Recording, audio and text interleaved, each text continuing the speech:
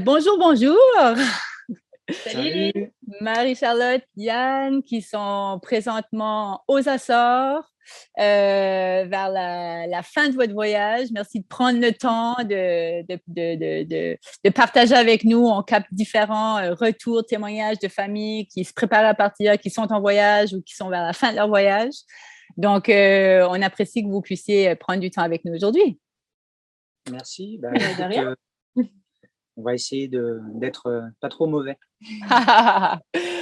Ça, je pense que ça va être super intéressant. Donc, pour commencer, je vais vous demander de vous présenter un peu qui vous êtes, d'où vous venez, vous deux, et aussi votre famille.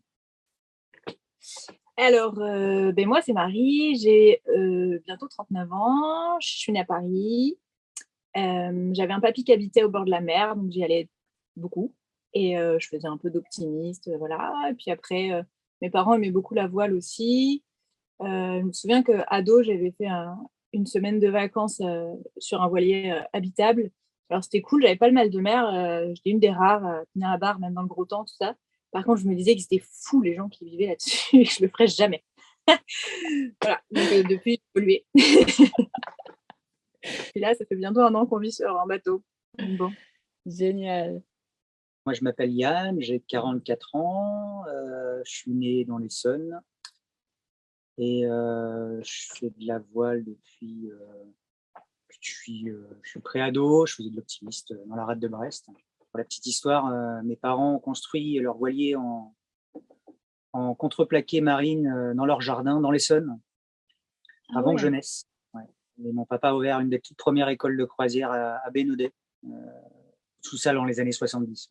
Puis, vous avez 2 enfants. C'est ça, on a Chloé qui a 13 ans et demi et Arthur qui a 8 ans, bientôt 9. Et à bord, nous avons aussi un chat. C'est important pour nous d'avoir un chat à bord. Alors, on a choisi de ne pas emmener notre vieille compagnonne qui, on le savait, était très malade et donc on l'a confiée à des amis.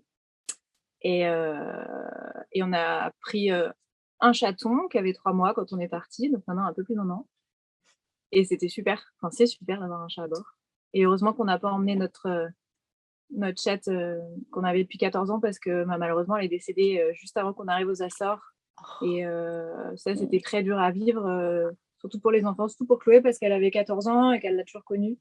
Et d'être loin, ça, c'était la plus grosse épreuve, je crois, du voyage. Mais on sait qu'elle a été super bien et que voilà, on lui a pas imposé un nouveau mode de vie. Ouais, voilà, c'est comme ça. Ouais, super intéressant. On peut en parler aussi des animaux sur le bateau. Je pense que c'est un sujet très intéressant. Parlez-nous de votre bateau un peu. Ah oui. Alors, le bateau, on voyage sur un vieux bateau, un Sunfease. Un vieux bateau qui a mon âge. Ouais, Merci pour le vieux bateau. Tout est relatif. Oui. C'est un Sunfease, donc du chantier Jeannot. C'est un bateau assez réputé. C'est un bateau sur lequel on a eu la chance de naviguer. On naviguait déjà sur ce bateau-là depuis une dizaine d'années. Et quand on cherchait un bateau, tout nous ramenait, on comparait avec ce bateau-là parce que c'est un des seuls qu'on connaissait. Et puis, c'était une base de comparaison. Oui, puis parce qu'il fait à peu près 12 mètres de long, donc ça nous semblait suffisamment grand, pour avoir... En tout cas, on a chacun notre espace qui a 3 cabines doubles. 3 cabines doubles. Et ça, c'était le premier des critères, c'était que les enfants aient chacun leur cabine parce que c'est vrai que c'est vraiment pas facile de vivre tout le temps ensemble dans un si petit espace. Je pense que c'était le plus gros défi de l'année. Donc, c'est quelque chose... Enfin, vous avez plus grand, vous, mais... c'est vrai que ça, c'était dur. Et le fait qu'ils puissent avoir chacun leur petit endroit à eux, c'était important. Quels ont été d'autres critères qui, pour vous, ont été vraiment, quand tu dis on était toujours attirés à ce type de bateau-là, qu'est-ce qui ont été les critères qui disaient pour vous, c'était vraiment ce que vous voulez? On voulait un bateau simple déjà et on s'est rendu compte que tous les copains qui avaient des bateaux plus complexes que nous, avec notamment des trucs électriques et tout, ils se galéraient pas mal à avoir des choses à réparer. Et que le fait d'avoir un vieux bateau qu'on a préparé à fond pendant 1 an, qu'on a dépouillé complètement, qu'on a tout ce qui s'est passé déjà, c'est que le bateau sur lequel on naviguait depuis une dizaine d'années, on a eu l'opportunité de l'acheter. Ouais. Donc, en fait, on a Ah, visité aucun autre bateau. On a OK. acheté celui-là. En fait, on regardait depuis plusieurs mois, puis à chaque fois, on se disait ouais, bof, ouais. Et au moment où il commençait à vraiment, c'était le moment d'aller acheter un bateau, il se trouve que Maïna était en vente à un prix hyper chouette. Un bon prix, quoi. Et donc, Et comme on avait très peu de budget, c'était juste, mais parfait pour nous. Parce que c'est un bateau que vous louiez de temps en temps pour sortir jusque-là ou? bateau de comité d'entreprise, d'une grosse entreprise. Ah oui. Et donc, on naviguait dessus. Et quand le comité d'entreprise a changé sa flotte, ils ont revendu les bateaux et donc on était les premiers à se positionner sur l'achat. Donc on le connaissait, mais c'était un bateau qui était dépouillé, c'est-à-dire que l'électronique était obsolète, les voiles étaient rincées, enfin c'était pas un bateau de grand voyage, Ouais. c'était un bateau de club. Il naviguait beaucoup, il a beaucoup navigué ce bateau-là. Donc c'est bien, c'est plutôt rassurant, c'est pas un bateau qui végétait dans un port. Donc, on a fait quand même on a fait énormément de travaux au final. Oui, donc vous avez pu vraiment le mettre à votre goût Voyage. et le préparer pour un grand voyage. Oui, Ouais. il n'y avait pas de pilote automatique, l'électronique qui avait fonctionnait pas ou très peu. Il n'y avait pas de portique, pas de panneaux solaires, pas de Rien du lumini tout, pour hein. nous protéger du soleil. Voilà, on a fait beaucoup de changements, mais c'est vrai que c'était chouette ces préparatifs parce que ça nous a appris à le connaître encore mieux et à savoir réparer s'il y avait des trucs qui cassaient, parce que ça arrive souvent quand même en bateau. Mhm. C'est simple, les seuls éléments qu'on n'a pas eu le temps de réviser sont tombés en panne pendant cette année, donc il a fallu le faire. Donc, peut-être pour en savoir un peu comment ce projet de En voyage sur Maïna, comment est-ce que ça s'est produit? Comment est-ce que vous êtes arrivé avec ce projet-là de famille? Mais, déjà, nous, on est ensemble depuis 19 ans bientôt et on a toujours fait de la voile dès qu'on a pu, dès qu'on était au bord de la mer, quand on allait à La Rochelle ou quoi, on se faisait une journée de voile, un stage de voile. C'est quelque chose qui a toujours été présent. Et puis, il y a 5 ans maintenant, pendant un dîner au resto, on se disait… Un des rares dîners, en fait, Ouais. sans les enfants, dans nos vies de Une fou. soirée hyper improbable, resto-ciné, truc qui arrive une fois par an dans ta vie de parent. Et on s'est dit, j'ai posé la question à Yann, je lui ai dit, qu'est-ce que toi, tu voudrais faire dans ta vie pour que vraiment, tu n'aies pas de regrets et un truc important. Et donc, le voyage envoyé est sorti tout de suite. Et puis, j'ai souri parce que moi, c'était mon envie aussi. Donc, ce soir-là, on s'est dit, OK, bah là, on n'a pas de budget, là, c'est pas possible. Mais dans combien de temps on pourrait faire ça? Et donc, on a calé la date ce soir-là. Ce soir-là, on a choisi une date. Ouais. D'accord. On s'est dit, Yann était franchisé. On était large. On était large, ouais. Oui, c'était 5 ans. C'était très large. C'était 4 ans après, du coup, parce que là, c'est un an qu'on voyage. Mais… Et ouais, on s'est donné 4 ans parce que les critères, c'était que Yann soit libre professionnellement parlant, qu'on ait mis des sous de côté, évidemment, un peu, et que Chloé soit pas au lycée. Ça nous semblait être une limite. Alors, il y a plein de gens qui voyagent avec des enfants au lycée, hein, mais nous, ça nous semblait être une limite. Voilà. Et puis après, on a tout fait pendant 4 ans pour devenir un peu minimaliste à la maison, puis éliminer toutes les choses inutiles. Tous les cadeaux d'anniversaire, etc., c'était des stages de voile. C'est voilà, tout un rapport avec des stages moteurs, des stages électricité, ouais, du matériel. Couture sur voile, des stages de préparation. Ouais. Et les enfants, ils avaient aussi leur challenge. Arthur devait apprendre à nager, par exemple. Donc, il ne savait pas tout à fait nager quand on est parti, mais il avait bien progressé. Et voilà, on avait chacun nos trucs. Et qu'est-ce qui vous a aidé dans cette préparation-là, justement, à tenir le cap? Parce que est-ce que c'est quelque chose que vous avez partagé à votre famille, par exemple, quand vous avez dit que vous avez mis une date, ou est-ce que vous l'avez gardé pour vous, pour essayer de construire, et ensuite, quand vous étiez vraiment sûr que ça allait se réaliser, là, comment est-ce que vous avez vécu cette préparation-là? Très rapidement, on a partagé la date. Je pense que c'est quelque chose de très important de s'engager déjà envers nous avec cette date, mais surtout s'engager envers les autres et de tenir cet engagement. Quand on s'engage envers les autres, c'est beaucoup plus facile de s'y tenir, parce que si on le dit à personne, finalement, si on n'atteint pas l'objectif, ça ne regarde que nous. Mais là, on avait engagé tout le monde, quoi, la famille, les amis, avec les divers profils de ceux qui disent attendez, comment vous allez faire pour votre carrière, et les enfants, et la maison, et le travail. Et vous répondiez, et vous avez ressenti comment par rapport aux autres? Comment est-ce que vous équipiez à répondre à ces questions-là? Bah, tu sais, tu avais aussi ceux qui disaient oh là là, moi je pourrais pas le faire. Alors ça nous faisait sourire parce que c'était notre projet à nous, c'était pas le projet des gens en face. Donc on disait oui, maintenant c'est pas ce qu'on te demande, tu vois. On prenait un peu du recul par rapport à ça. Nous de toute façon, rien nous aurait fait reculer. Tous les soirs, on se regardait des vidéos de gens qui faisaient ça, on se documentait. Après, il y a eu une grosse épreuve qui est intervenue 1 an après notre décision. Arthur est tombé malade d'une maladie auto-immune. Il a une polyarthrite, en fait. Donc, il est suivi à Necker. Et puis, c'est des traitements par injection qui coûtent des sous. Alors, merci la Sécurité sociale française. On est hyper bien pris en charge. Mais ça a beaucoup impacté pour le voyage. Par contre, on ne s'est jamais dit, bah, tiens, on va l'annuler. On a juste modulé les choses, quoi. On s'est dit, au début, on voyait grand, tu vois, on s'imaginait partir en Patagonie. Au début, on voulait partir 3 ans. Ouais. On s'est vite rendu compte financièrement que 3 ans, ça n'allait pas le faire. Et que déjà 1 an, ça serait bien. Et après, vu la gestion des médicaments qui se conservent au frigo, que tu ne peux pas avoir d'avance, c'était hyper complexe. Du coup, on s'est dit, bon, 1 an, ce serait super. Et depuis le début, le projet, c'est juste voyager, se retrouver, partager tout ça avec les enfants, faire des belles rencontres. Et depuis le début, il n'y avait pas d'itinéraire, il n'y avait rien de précis. En fait, ça déroutait beaucoup les gens d'ailleurs. Je leur disais, on part 1 an, mais on verra le voyage qu'on fera. On avait les grosses lignes comme tout le monde, mais on n'a pas déterminé. On veut absolument aller dans cette ville-là, dans ce port-là. On veut absolument faire ci et pas ça. On a vraiment fait les étapes au gré des rencontres. Au gré de la météo et des problèmes sur le volet. Et des contraintes aussi, parce que ce n'est pas une vie sans contraintes. Hein. C'est pas on largue tout et puis on est libre. Non, on n'est pas libre.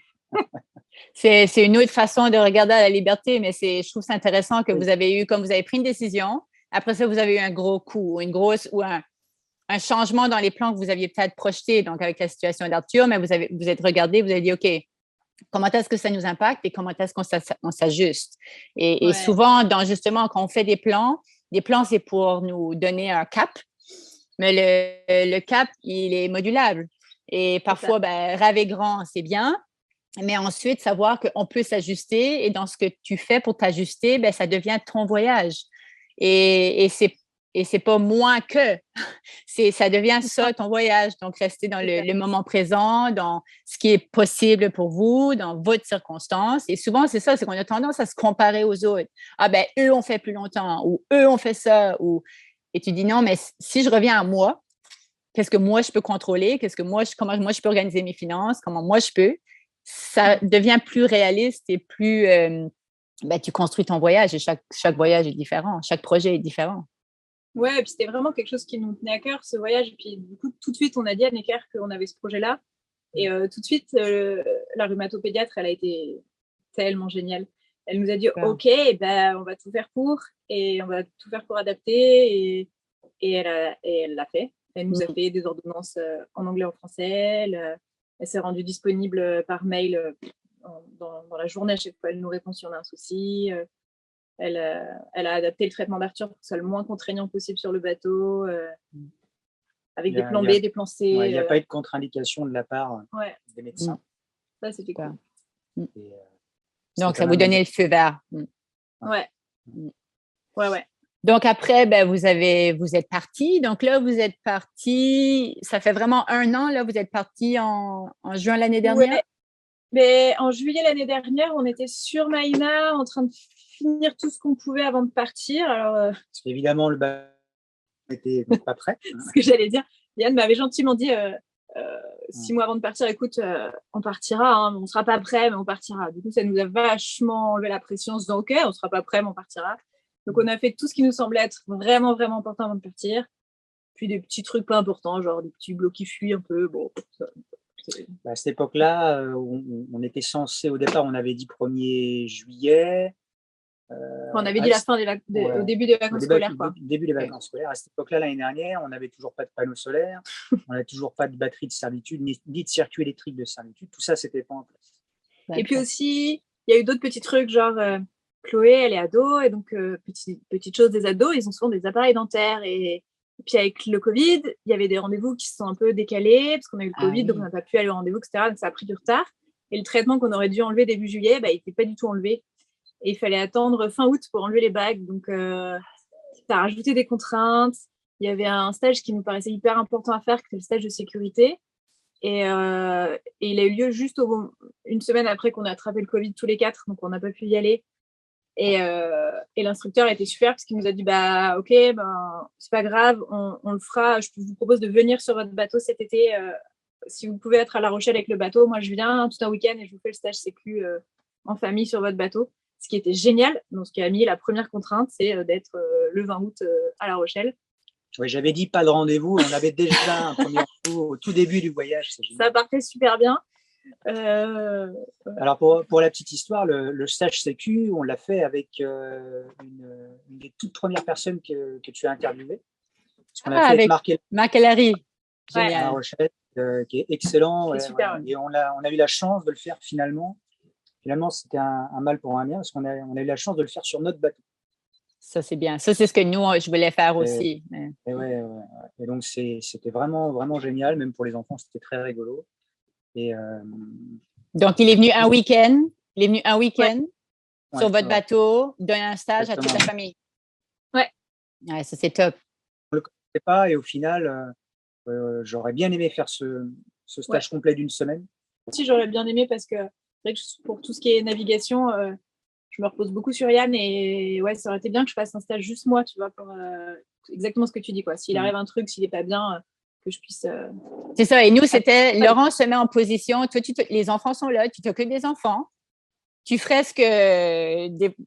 un peu ce qu'on fait maintenant, où c'est moi qui m'occupe des enfants, mais c'est lui qui c'est le capitaine du bateau. Mais c'est juste renverser les rôles. Donc, et tu répètes. Et moi, ça me plaisait bien parce qu'en étant athlète, j'aime bien l'entraînement et la répétition pour que tu développes les bons réflexes. Et oui, je ne l'ai pas fait, mais je recommanderais à n'importe qui sont en phase de préparation de faire quelque chose comme ça, parce que je pense que ça te permet vraiment de rentrer en confiance et tu crées la communication de couple, tu crées les enfants aussi sont rassurés, que ce soit papa ou maman. Donc, il y a un vrai travail qui peut se développer sur une semaine. Donc, moi, ça serait une chose que je recommanderais pour ceux qui sont en mode préparation. Vous pouvez nous parler un tout petit peu de votre parcours et peut-être qu'est-ce qu'ont été des coups de cœur dans les lieux que vous êtes allés voir? Ouais, du coup, on est parti de La Rochelle parce qu'on avait cet impératif avec Marc. On est parti de Roscoff et on a fait un tour de Bretagne jusqu'à La Rochelle. Alors, c'était sympa parce que c'était des petites navigations très courtes. C'est simple, la première était déjà assez épique parce qu'on a fait Roscoff, l'Abervrac. Et l'Abervrac, on a eu la très bonne idée d'arriver de nuit. À 23h, c'était le jour des 8 ans d'Arthur. C'était intense. Ça l'a fait, hein, écoute, c'est comme ça. Hein, donc on est descendu gentiment, on a passé le rat de Seine, on s'est pris 22 nœuds devant Bénodet, mais on ne savait plus rien faire. En fait. On ne savait plus réduire. C'était une petite frayeur, mais c'est des trucs bêtes. Hein, mais, au début, dès qu'il y a plus de 20 nœuds annoncés, tout ça partir. Bon, depuis, on a connu bien pire. Début septembre, on est parti, on a traversé le golfe de Gascogne. Alors, pas du bon endroit, le faites pas de La Rochelle. Alors, faites-le plutôt de Brest parce que La Rochelle, c'est nul pour faire. C'était hyper dur. Nous, on n'est pas partis de ce coin-là, donc j'entends vos conseils et ça va peut-être servir à d'autres, alors c'est bien. Ah ouais, non, franchement, c'était dur, quoi. On visait aller à Corogne, en Espagne, et puis on était tellement pas bien. C'était dur, c'était une première grosse nave, et on a abrégé les souffrances de tout le monde. On s'est retrouvé à Ribadeo, ce qui au final est une super destination, on a adoré, on a visité des trucs super. Mais dur le Gascogne. C'était première épreuve. Et après, on a continué la Galice comme ça. On a adoré l'Espagne. C'était vraiment chouette. Les paysages étaient super. On a fait beaucoup de mouillages. Ouais, c'était très joli. On a fait la plupart de nos plus gros mouillages étaient là-bas. Et, magnifique. Après, on est allé au Portugal, donc. Et puis, on a fait... en fait, on avait assez peur des orques parce qu'il y avait beaucoup d'interactions avec les orques. Et donc, il y en avait plein vers Lisbonne. Et au début, on voulait aller jusque-là. Puis, on s'est dit, non. Donc, on a commencé à partir d'une ville qui s'appelle Leixões. Et puis, les conditions météo n'étaient pas du tout celles annoncées. On a fait beaucoup de moteurs et on a pris peur. On s'est dit qu'on n'aurait pas assez de gasoil pour arriver jusqu'à Porto Santo et Madère, là où on voulait aller. Et au final, on a fait demi-tour. On a retourné au Portugal parce qu'on avait... Ouais, vraiment, ça aurait pas pu... On avait fait plus de 24 heures de moteur. Puis nous, on n'a pas beaucoup de gasoil. Ouais. On n'a pas une grosse capacité, donc on a préféré... On n'était pas loin, finalement, des côtes. On a préféré abréger. Et puis, au final, on a bien fait parce qu'on est descendu jusqu'à Cascais. On a pu visiter Lisbonne, qui n'était pas prévu. Lisbonne, Porto, c'était magnifique. On a adoré. 2 villes magnifiques. Ouais. Et puis voilà, ça l'a fait, quoi. Donc après, on est parti donc près de Lisbonne, là, de Cascais, pour aller jusqu'à Porto Santo. On a adoré Porto Santo. C'est une toute petite île qu'on a visitée en scooter. C'était très, très sympa. Après, on est allé à Madère. Bon, là, le seul regret, c'est qu'on a fait une escale plus technique qu'autre chose. Donc, on n'a pas trop visité Madère. Et je pense qu'il y a plein de super randos de trucs, mais nous, on n'a pas eu le temps. Et après Madère, on a fait les Canaries en faisant beaucoup d'îles.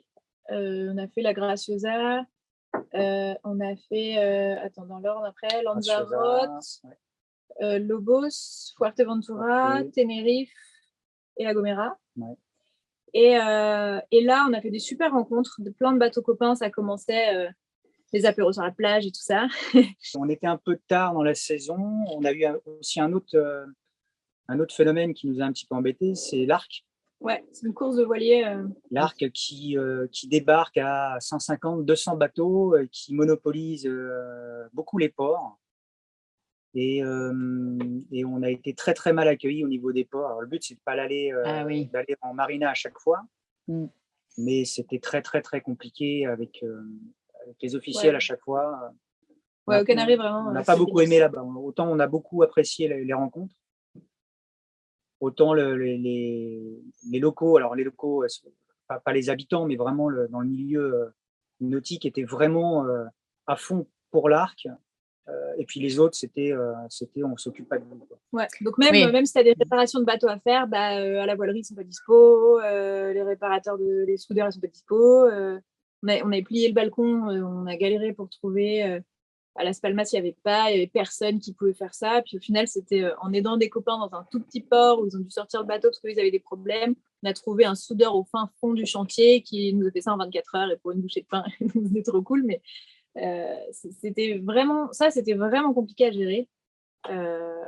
Mais parce que l'arc, c'est des centaines et des centaines, je ne sais pas combien de bateaux partent normalement une fois par année. Cette année, exceptionnellement, 2 départs, un mi-novembre, un janvier, à cause de ce qui avait été reporté. Donc, aux Canaries, c'est comme le spot où ils partent. Donc, la marina réserve tous les espaces pour les bateaux. Donc, ils donnent la priorité. Même si tout n'est pas pris, c'est tout réservé pour lui. Donc, tu as des places libres, toi, tu as des soucis, tu as un moteur à revoir ou quoi, tu peux pas parce que... Tandis que quand tu arrives juste après le départ de l'arc, là, il n'y a pas de problème.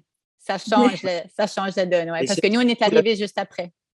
Ouais, ce n'est pas du tout la même mentalité en France. En France, il y a de la place. Tu peux être 5 à couple, ce n'est pas un problème, on t'accepte dans le port. Aux Canaries, nous, on s'est fait refouler un soir à 20h, il y avait 25 nœuds dehors. On a eu le droit de faire de l'eau et du gasoil, mais on nous a foutus dehors. Ouais. Le marinero, il s'est mis en travers du port pour pas qu'on puisse rentrer. Et les enfants, on n'en pouvait plus. Et on a fini par lui dire, mais attendez, il nous reste encore au moins 1 heure de nave pour faire le mouillage, qui est en plus hyper rouleur. On est fatigué. Il a dit non, sachant que la course arrivait que 3 jours après et on demandait 1 nuit, tu vois. Donc, ça, c'était vraiment pas des bons souvenirs. Mais les équipages qu'on a rencontrés étaient super. Les randos qu'on a fait, c'est hyper joli, les Canaries. Donc, ça reste... Au final, on n'a pas de mauvais endroits dans le voyage. C'est juste à chaque fois, tu avais des avantages et des inconvénients. Et aux Canaries, on a attendu longtemps une fenêtre météo pour aller au Cap-Vert, parce que ça, c'était vraiment un point, par contre, qu'on avait envie de faire. On voulait aller au Cap-Vert parce que c'est quand même plus court pour arriver aux Antilles. Il y en a qui partent des Canaries, mais tu rajoutes 6 jours. Et puis, les vents t'amènent assez sud en partant du Canary, donc tu passes pas très loin. Puis on sait que c'est super joli, que les gens sont adorables. Et donc, avec cette fenêtre météo qui n'arrivait pas, c'était compliqué parce qu'il nous restait de moins en moins de jours pour pouvoir profiter du Cap-Vert. Parce qu'on avait un impératif. Encore une fois, les rendez-vous, ça, ils ne prenaient pas de rendez-vous. C'est la galère à chaque fois. Mais c'était un rendez-vous important, c'est qu'on devait être à Noël en Guadeloupe pour fêter Noël avec ma famille et rencontrer mon petit neveu que je n'avais pas encore vu et rencontrer ma sœur qui vit au Canada. Qui venait exprès. Donc, bon, on avait ce rendez-vous-là. On savait qu'on mettrait un peu plus de 15 jours pour la transat. Et là, on arrivait fin novembre et on était toujours aux Canaries.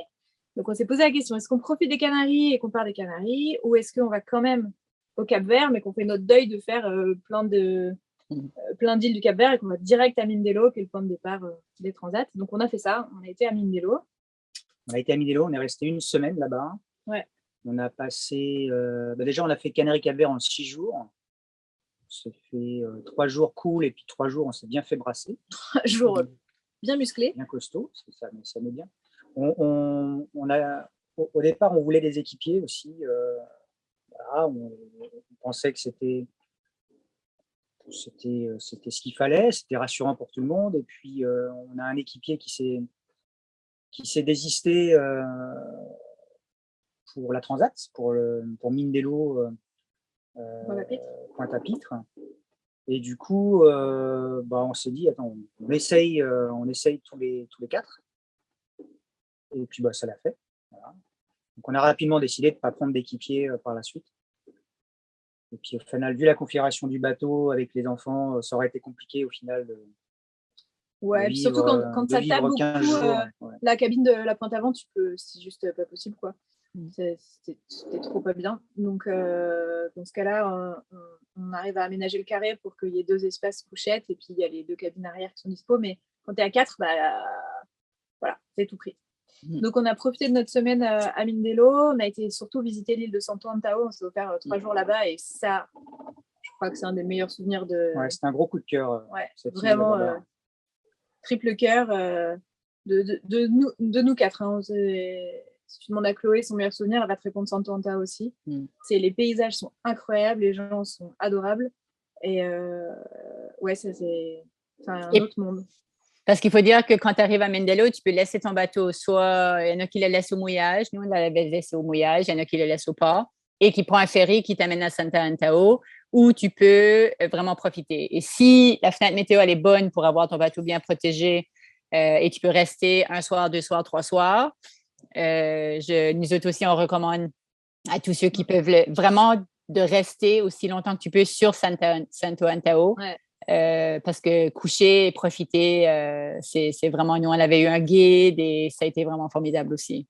Ouais, on a fait 2 grosses randos là-bas et c'était waouh. Beaucoup d'allers là.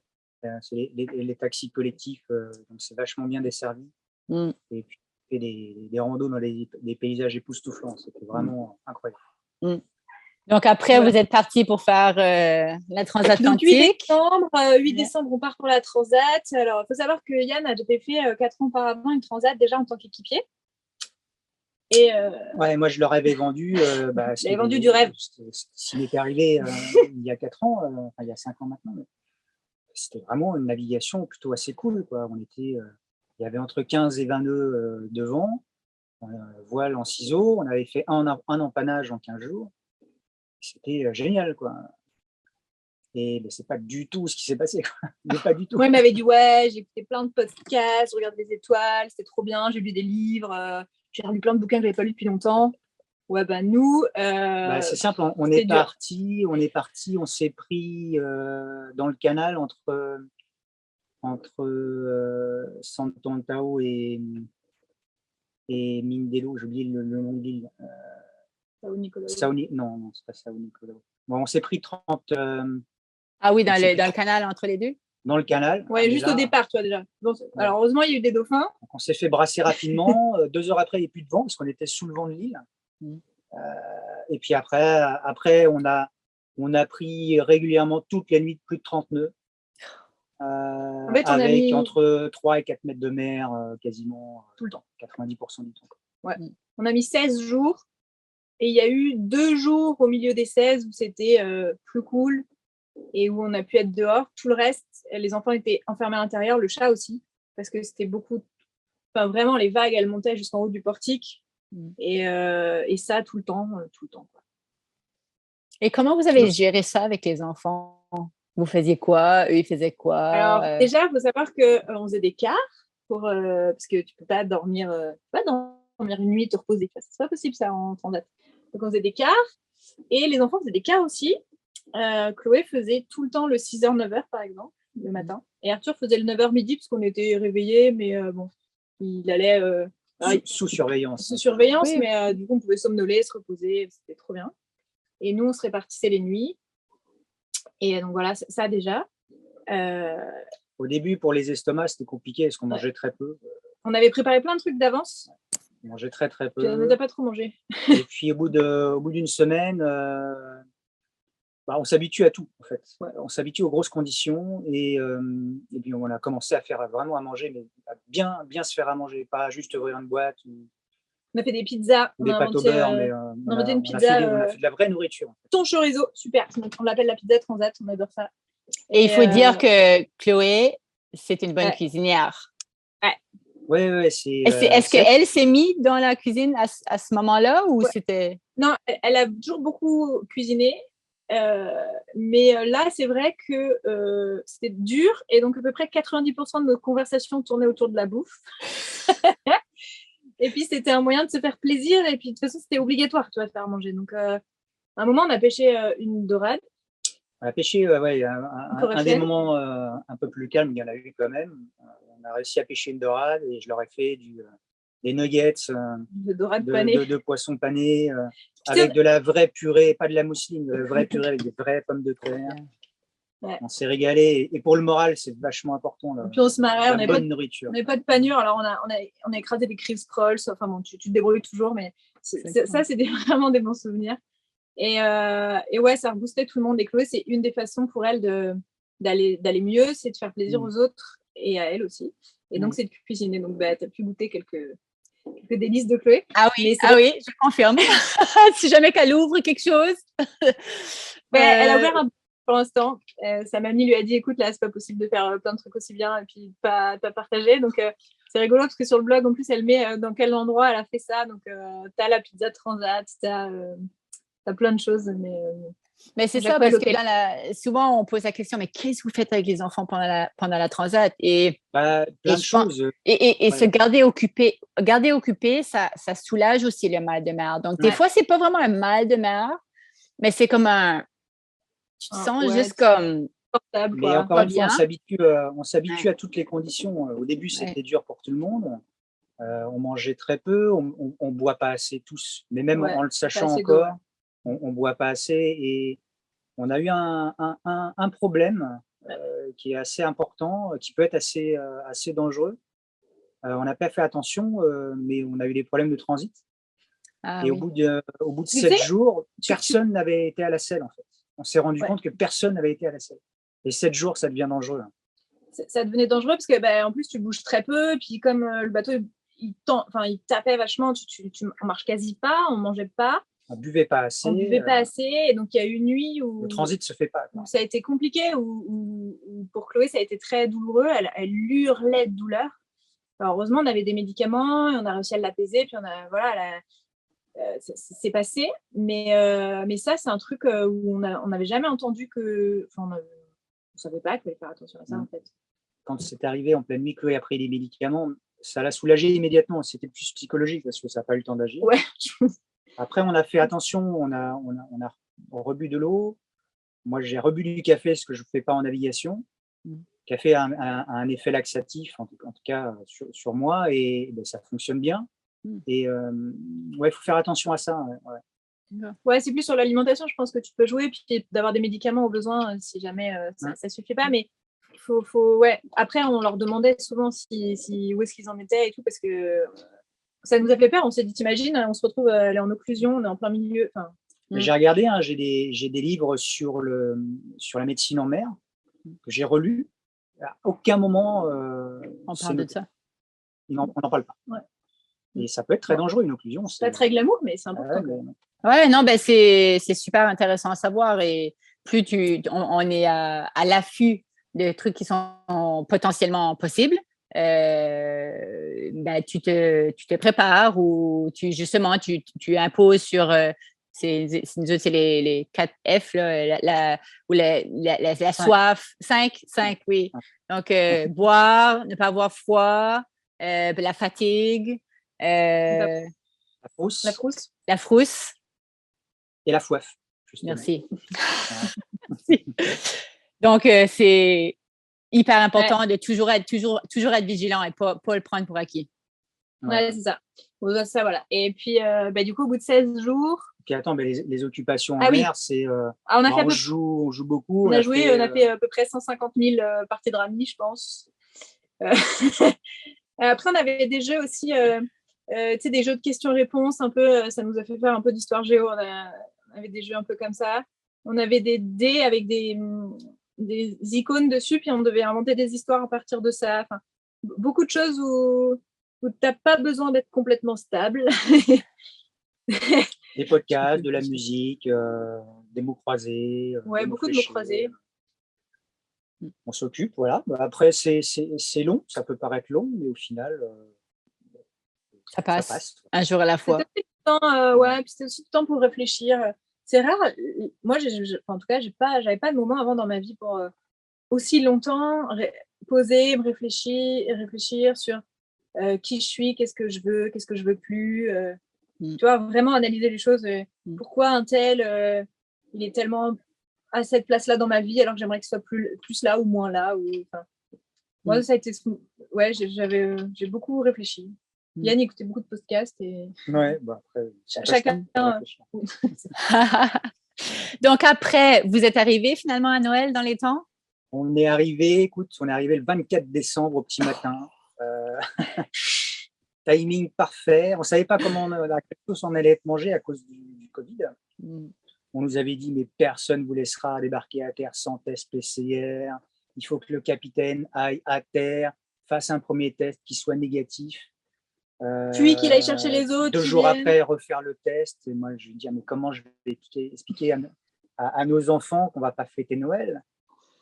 Et puis, en fait, on y a été au bluff. Marie a fait un appel VHF juste à l'entrée de la marina. Ils ont dit, pas de problème, suivez-nous, on va vous installer. Et puis, on a été faire les papiers, l'acquérance à la marina, au bureau. Et puis, on les a regardés. On dit, mais c'est tout? Oui, joyeux Noël.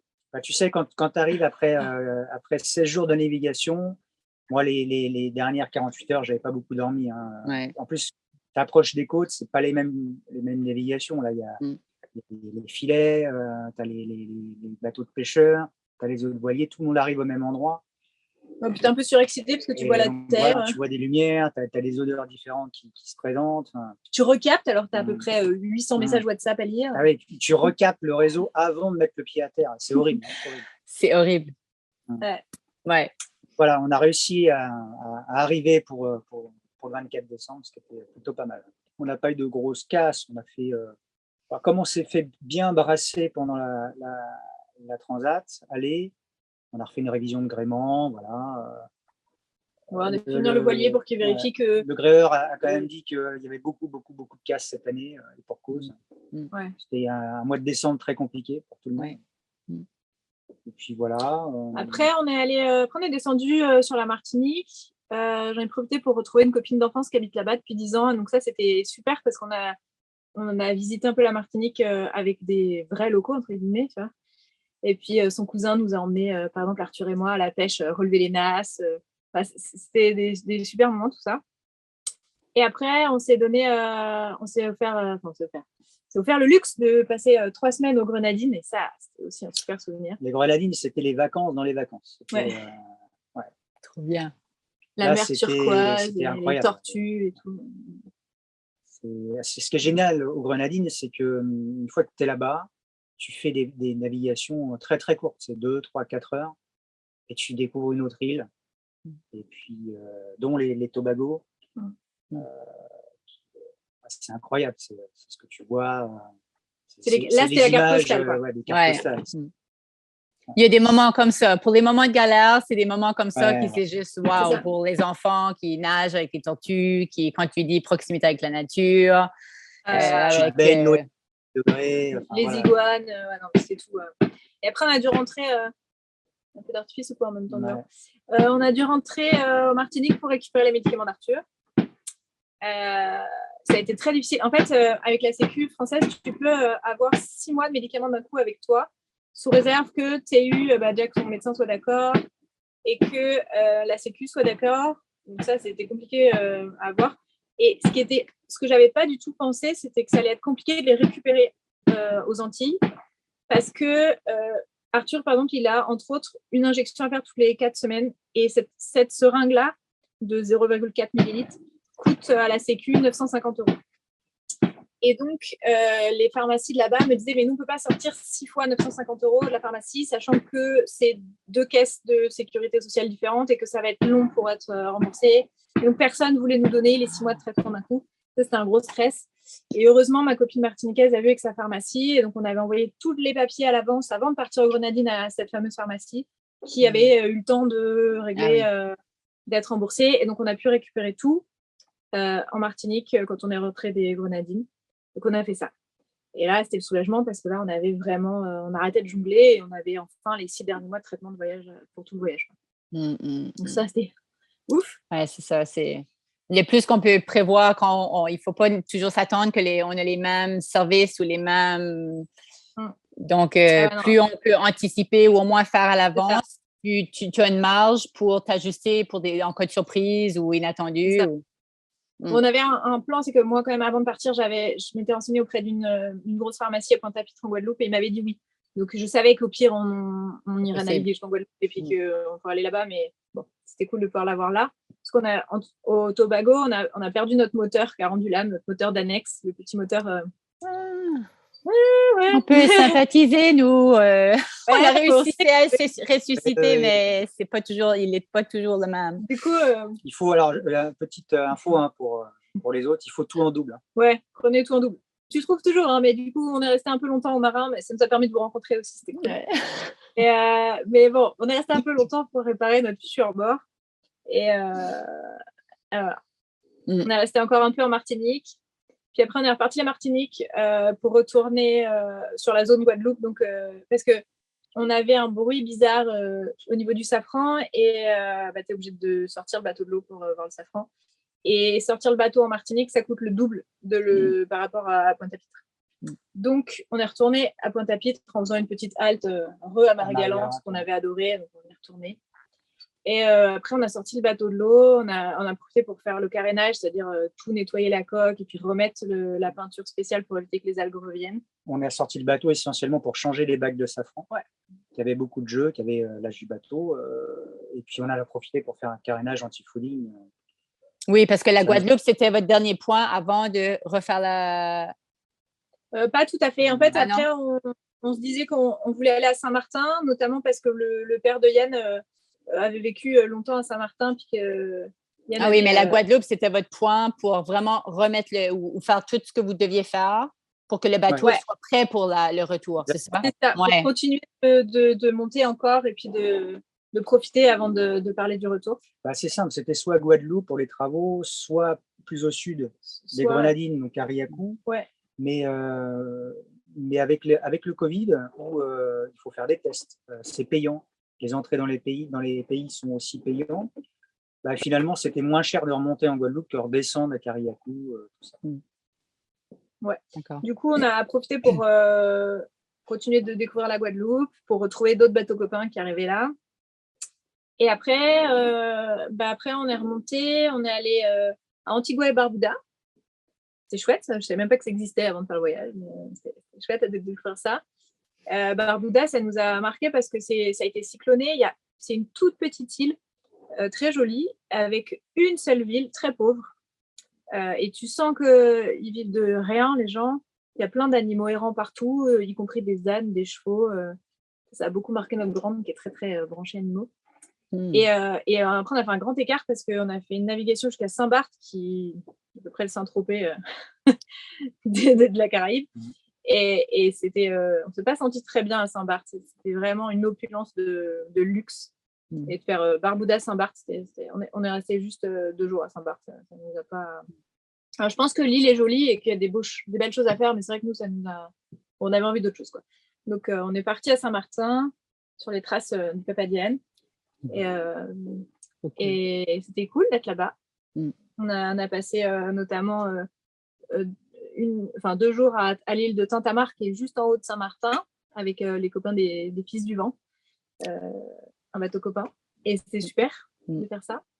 On est resté un peu aussi aider un autre bateau copain qui avait pas mal de soucis et puis qui était tout seul, donc Yann l'a beaucoup aidé.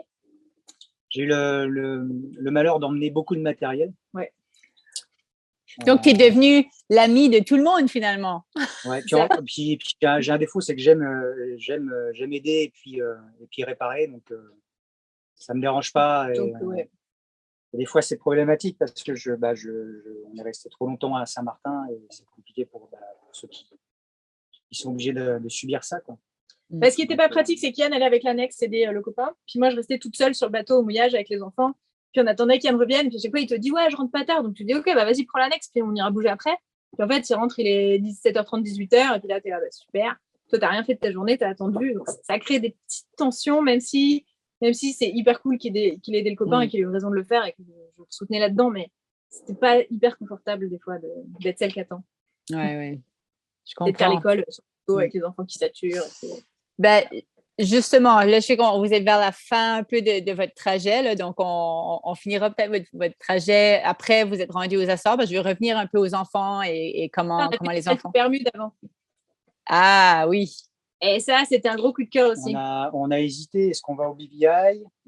Au départ, on voulait aller aux Bahamas, mais on s'est vite rendu compte que comme on traîne, c'est un peu loin. Et puis c'était très très cher pour rentrer aux Bahamas, juste pour payer les droits d'entrée du bateau, c'était $600. $600. Et plus les tests après. Alors nous on est 4, hein, donc 4 tests PCR des fois. On frise des fois les $100. Le test. Ça fait un gros budget. Hein. Donc les Bahamas, on a rapidement dit qu'on n'y allait pas. Les îles Vierges britanniques, ça nous tentait, mais c'était pas très loin, mais pareil, la vie est très chère là-bas. Et puis surtout, quand on était à Saint-Martin, on a fait un apéro, pour changer, avec des bateaux français qui commençaient à parler de la Transat Retour et qui regardaient que la météo faisait que tu faisais du plein nord et que tu frôlais les Bermudes. Et on s'est dit, quitte à faire cette route-là et quitte à payer un peu de sous pour rentrer quelque part, enfin, pour aller dans un pays étranger, au lieu de faire les îles Vierges britanniques, pourquoi pas faire finalement les Bermudes, vu que de toute façon, c'est à peu près sur le trajet. Et donc, c'est ça qui nous a fait changer d'avis et on ne regrette pas parce que les Bermudes, c'était génial. Ça coupe le retour aussi. On a mis combien de temps? On avait mis 7 jours, je crois, pour aller. En fait, du coup, ça fait 7 jours pour aller aux Bermudes. Puis après, les Bermudes, les Açores, on a mis combien? Attends, parce qu'on a eu un peu de problèmes. Oui, on a mis 15 jours. Ouais, 14, 15-16 jours, on a mis. Là, on a eu des sérieux problèmes. On n'avait plus de moteur. Le moteur est tombé en panne. On a eu des bactéries dans le réservoir gasoil qui a bouché le réservoir complètement, qui a encrassé tout le circuit gasoil. Et on s'est retrouvé à 70 000 des Açores. On a de la chance, c'est qu'il n'y avait pas de vent. Pas de vent du tout. Alors on n'avançait pas du tout parce que même le SPI il ne servait à rien. C'était vraiment sans vent du tout. On a pu réamorcer le circuit gasoil. L'important de la formation. Hein. J'avais fait un stage moteur diesel. On nous apprend à faire ça. Hein. Donc c'est bien pour analyser les problèmes et vite trouver une solution. Donc on a pu rentrer quand même. Et donc on s'est dirigé sur Horta, qui est le port mythique d'arrivée aux Açores. Et là, il y a tout ce qu'il faut pour réparer. Donc on a pu se poser. Et puis avec la particularité aussi, c'est qu'en arrivant aux Açores, quand on est parti des Bermudes, on savait que le guindeau ne fonctionnait pas. Donc, on avait le guindeau qui ne fonctionnait pas, Donc, le moteur qu'on a réussi à redémarrer. On a quand même mouillé à 1500 tours minute, donc t'imagines un petit peu. En fait, le moteur, tu veux, quand tu le laissais faire, tout seul, il accélérait, mais beaucoup, tout seul. Et c'était incontrôlable, donc c'était impossible, c'était chaud pour entrer dans un port. Donc, on s'est mis au mouillage et on avait donc pas le guindeau qui est le moteur qui permet de relever et baisser l'encre. Donc, il a fallu que je le fasse à la main. Et puis, comme Yann a eu la bonne idée d'acheter une encre surdimensionnée pour bien dormir, fait 25 kilos l'encre plus la chaîne. Il a fallu mouiller 3 fois. C'était super. C'est un bon souvenir, cette arrivée. Et en remettant l'annexe et le moteur hors bord, le moteur hors bord, il n'avait pas envie de démarrer. Il a rapidement calé. Voilà. Donc, on n'avait plus rien qui fonctionnait.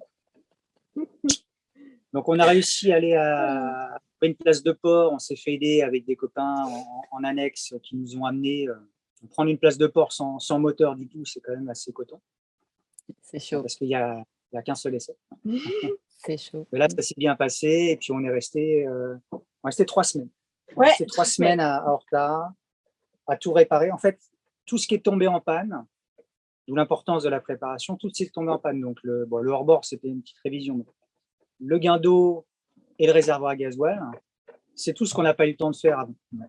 Le guindeau, je n'ai pas eu le temps de le réviser. On a un vieux bateau, donc les trappes de visite pour nettoyer les réservoirs, mais ça n'existait pas. Là, il a fallu que je les fasse.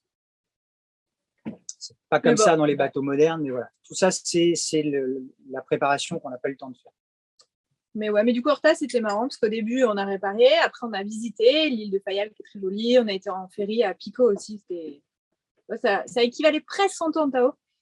Et puis après, la dernière semaine, c'était très drôle. C'est qu'à peu près 4 fois par jour, ça faisait Yann, t'es là Et il y avait plein de gens qui venaient demander soit les bons plans pour aller faire visiter, pour visiter les Açores, soit surtout les outils de Yann et les compétences et les conseils de Yann.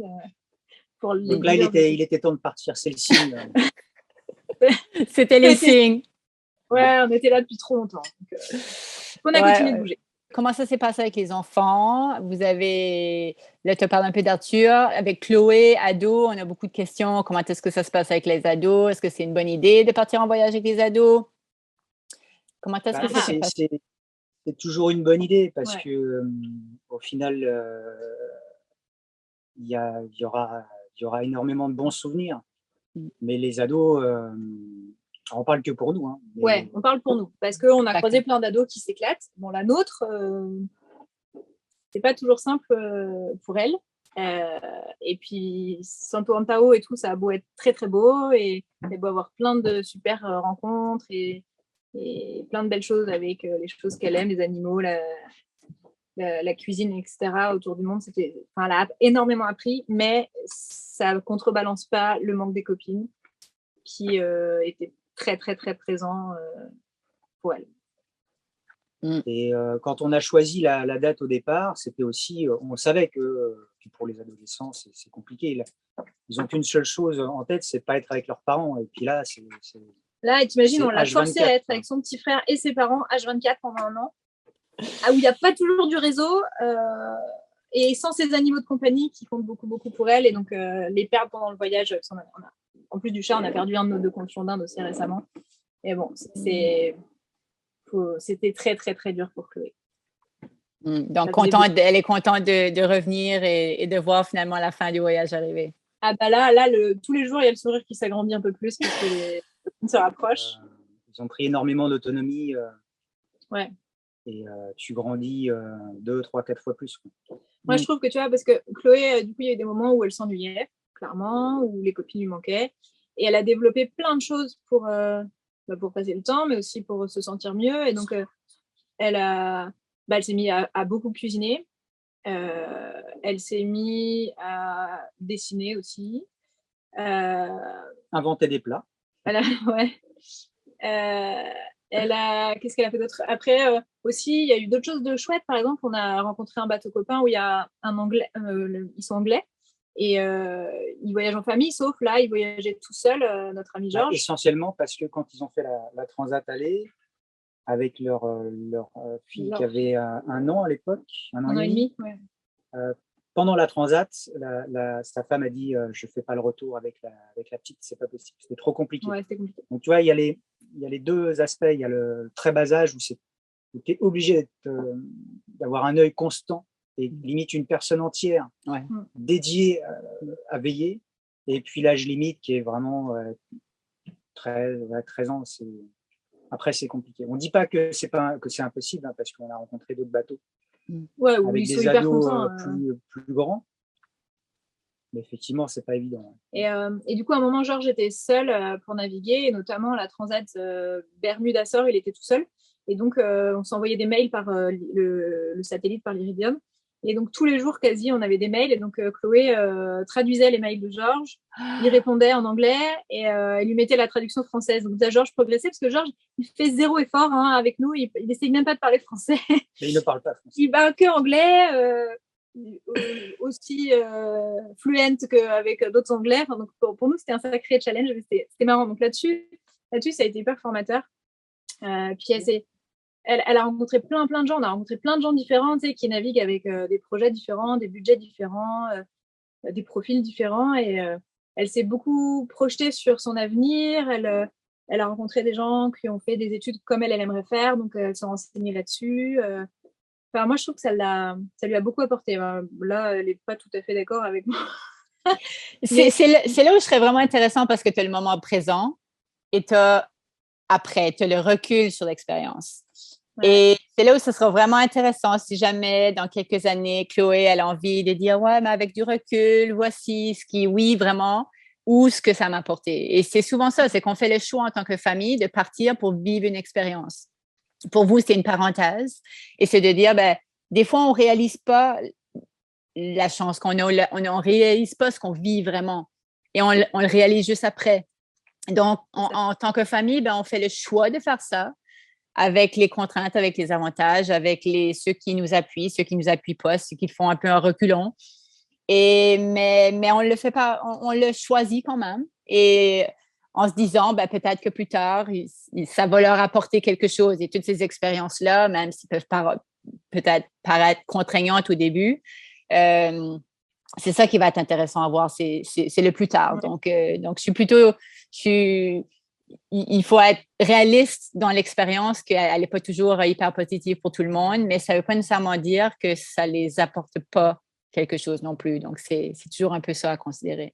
Ouais, nous, depuis le début, on est intimement convaincus que ça leur apportera beaucoup et c'était important. Tu vois, ce qu'on leur disait, c'est qu'on aurait pu choisir de faire ce voyage à la retraite, par exemple, tu vois. Moi, je voulais le partager avec les enfants. Ouais, c'était important pour nous de le partager avec eux et de leur montrer. Mais tu vois, ils ont vu la pauvreté, ils ont vu la richesse. Ils ont vu, par exemple, on est assez sensibilisés au tri des déchets, etc., nous. Et puis, dans les pays pauvres, tu vois que c'est clairement pas, c'est pas une priorité, la priorité. Et par exemple, à Santo Antao, pendant une rando de 6 heures, à un moment, en même pas 3 heures, on avait rempli 2 énormes sacs de déchets. Et ça nous a marqué. Mais c'est sûr que c'est pas une priorité, qu'ils ne trient pas encore les déchets, que là-bas, il y a beaucoup de vent, du coup, il y a plein de déchets qui s'envolent. Il y a plein d'animaux errants aussi. Et donc, on a toujours des croquettes dans notre sac parce que pour Chloé, c'est important que les animaux errants ne meurent pas de faim. Justement, sur votre choix d'avoir une chatte à bord, je pense que c'est une chatte. Ouais. Est-ce que ça a été donc, ça a été par choix un peu émotif parce que vous avez votre chat avant. Est-ce que ça a été une contrainte par rapport à changer de pays? Est-ce qu'il faut déclarer un peu? Pouvez-vous nous raconter rapidement? Alors, ça n'a pas été, au niveau formalité, ça n'a pas été une contrainte parce que, à notre sens, un chat, c'est beaucoup plus simple qu'un chien. Parce que le chat, il reste à bord. Voilà. Ouais, elle restait à bord. Donc, en fait, au début, on disait qu'on avait le chat et puis les gens ils disaient OK, puis ils s'en fichaient complètement. Tu sais, c'est drôle, dans tous les ports, tu as des affiches en disant dites-nous si vous avez un chien, un chat, c'est hyper important et tout. Nous, on avait tout fait avant de partir. Pourtant, elle était toute petite, mais on lui avait fait. Ce qui est très important, c'est la vaccination contre la rage. Et puis, 3 semaines après, il faut doser dans le sang du chat s'il a bien les anticorps qu'il faut, s'il a bien répondu au vaccin, quoi. Donc, ça s'est anticipé. On avait calé tous les rendez-vous. On l'a fait stériliser avant de partir. Enfin, la to-do list était assez monstrueuse. Mais le fait de prendre un chat, c'était un compromis aussi. Voilà, on part, comme on sait qu'on n'emmène pas nos animaux, on n'a pas emmené le vieux chat parce que Ça aurait pas été à cool 14 pour ans, imposer une navigation pendant 1 an, pour un chat, c'est très compliqué, quoi. Alors qu'un bébé, 3 mois, Sky, elle nous bluffe, hein, en navigation. S'il y a 4 mètres de mer, nous, on ne va pas à l'avant, elle y va. Hein. Donc, ouais, Impressionnant. elle est très C'est adaptée. bien adapté. Ouais, mais du coup, ça faisait sourire dans les marinas. On mettait le passeport du chat au-dessus des nôtres et puis ça faisait marrer les gens de la marina. Mais ils s'en fichaient complètement en fait qu'il y en ait un chat ou pas. Et même il y a des endroits où on a dit oui, on a un chat, enfin, on l'a jamais caché. Et puis les douaniers, c'est là genre oh non, mais les paperasses à faire, non, ben non, on coche nous quoi. Et, et donc en fait, déclarez pas votre chat, hein, ça sert à rien. Ou aussi pour faire marrer les. Il faut faire attention, mais en général, on la déclarait pas. Après, on a été respectueux quand elle a les vaccins qu'il faut, on a vermifuge, on met les antipuces, les machins s'il y a besoin. Bon, après, quand on est que sur le bateau, elle a rien de tout ça, mais chaque fois qu'on allait à terre, en fait, on pourrait aller. Mais c'est un vrai plus de l'avoir. Les quarts de nuit, elle adore parce qu'il y a toujours quelqu'un de réveillé, donc elle vient se blottir. C'est un super réconfort. Ça a été une vraie présence pour les enfants. Pour Chloé, ça a été très important d'avoir Sky avec nous. Ça fait des rencontres aussi. Ça favorise les rencontres. Chaque fois qu'on arrive au port, même si c'est simple de faire des rencontres en bateau, c'est très très simple. Mais avec le chat, ça favorise encore plus. Parce qu'elle va visiter les bateaux, elle rencontre même avant nous. Ouais, il y a des équipages qu'elle a rencontrés, le bateau L'Entourage, elle les a rencontrés à Porto Santo, puis nous on les a vraiment rencontrés à Mindelo, mais elle les connaissait déjà. C'est drôle. Pour finir, est-ce que vous auriez 2, 3 petites choses que vous diriez pour d'autres personnes qui se préparent à partir, que vous pourriez dire à d'autres parents, couples qui considèrent ce type de voyage? Qu'est-ce que vous leur diriez? Moi, je pense que pour partir, il faut que ça soit un choix de couple. Il ne faut pas qu'il y en ait un qui suive l'autre. Souvent, c'est la femme qui suit et puis qui ne se forme pas. Donc, il faut que les deux soient formés. On en parlait aussi au début, mais choisir la date et la partager. On n'a plus le choix après, il faut y aller. Ouais, et puis après, dire que ça vaut le coup vraiment, que y a des hauts très hauts, il y a aussi des bas très bas. Et on a beaucoup de gens qui nous disent mais vous avez trop de chance et moi je leur réponds non, c'est pas de la chance, quoi. On a préparé ça, on l'a voulu, on l'a préparé pour partir. Peut-être que de l'autre côté c'est de la chance, mais nous on l'a voulu, on a déclenché tout ça. Et puis la formation aussi sur tous les sujets, parce qu'on a appris beaucoup de métiers en 1 an. Il faut être électricien, il faut être strateur, il faut être menuisier, il faut être mécanicien. Vrai, ça se fait. Enfin, je veux dire, il ne faut pas avoir peur de tout ça. Ça s'apprend, puis surtout, il y a beaucoup d'entraide dans les voileux, là. Il y a des trucs que moi, je sais faire, que Yann ne sait pas faire, puis l'inverse, puis sur d'autres bateaux. Enfin, si tu as le moindre problème, il suffit d'en parler autour de toi, et puis les choses se règlent. C'est pas grave, quoi. Puis il y a plein de façons. Maintenant, en fait, si je trouve que ça nous a appris ça, c'est que tu as le plan A, qui n'est jamais le plan qui va se faire. Tu as le plan B, C, D. Puis tu apprends à très vite rebondir. Tu vois, plus rien n'est grave, tout a des solutions. Ça, c'est très formateur. Mais c'est une expérience et c'est parfois une épreuve, ce voyage, je trouve. Donc, cool. Mais enfoncez, allez-y. Franchement, c'est... Cool. Et vous refaites une nouvelle vie après? Parce que vous avez tout vendu, si je comprends bien. Pas tout à fait. Pas tout à fait, mais vous revenez aussi sur un autre lieu. Ouais. Là où vous redémarrez à nouveau. Ouais. Ça, c'est pas toujours facile non plus, surtout pour la grande, parce qu'elle attendait beaucoup de retrouver ses copines à la fin de cette année. Et ça a été très difficile de trouver, de dire que nous, on n'avait plus envie de certaines choses qu'on avait dans notre vie d'avant, même si on avait une vie super qui nous plaisait beaucoup avant. On avait vraiment le projet d'être au bord de la mer, et avant on était en région centre, donc pas du tout au bord de la mer. Et donc la maison est louée là-bas, donc on continue de louer notre maison, mais on veut s'installer au bord de la mer. Donc on a réussi à trouver un compromis qui aille dire à tout le monde, mais Chloé me lance un regard noir. Désolée, Chloé. Non, mais on a trouvé un endroit au bord de la mer où il y a des copains qu'on connaît très bien, donc où on sera quand même bien entouré. Puis où c'est assez facile de retourner là où on habitait avant si on en a envie. Et moi, par exemple, j'étais sage-femme à l'hôpital et puis c'était très bien, mais là, j'ai envie d'essayer en tout cas de faire autre chose. Et j'ai trouvé un poste de sage-femme libérale dans la ville où on a choisi de se poser, donc c'est chouette. Donc c'est parti pour une autre aventure. Super. On appréhendait le retour après une année quand même comme ça qui était très riche en émotions et en expériences. Retourner dans le train-train d'avant, ça peut être très compliqué. En tout cas pour nous, ça nous semblait très compliqué à gérer derrière, et donc reconstruire quelque chose derrière, c'est un nouveau challenge. C'est comme l'aventure qui se poursuit autrement. Ouais, c'est ça. Ouais. Ça. Moi, je dis, quand on choisit ce type de voyage, on a tous nos raisons, mais parfois, on quitte quelque chose et c'est pour découvrir un voyage. Et à l'intérieur du voyage, quand un corps en mouvement reste en mouvement, un corps au repos reste au repos.